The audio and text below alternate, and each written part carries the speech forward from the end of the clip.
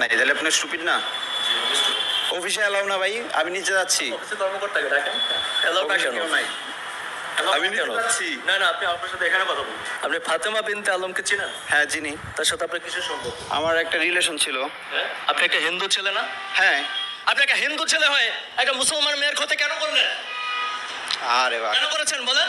প্রতারণা কেন করেছেন? উনি কি আমার ওয়াইফ? হ্যাঁ? উনি কি আমার ওয়াইফ? আপনি তাকে ভোগ করছেন কেন? এই বুঝেন আপনি কিছু। আস্তে আস্তে আস্তে।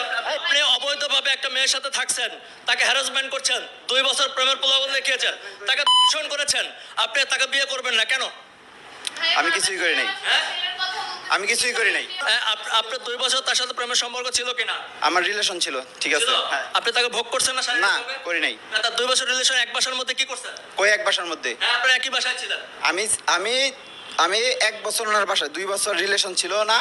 হ্যাঁ, বলতেন। ওনার সাথে 1.5 বছর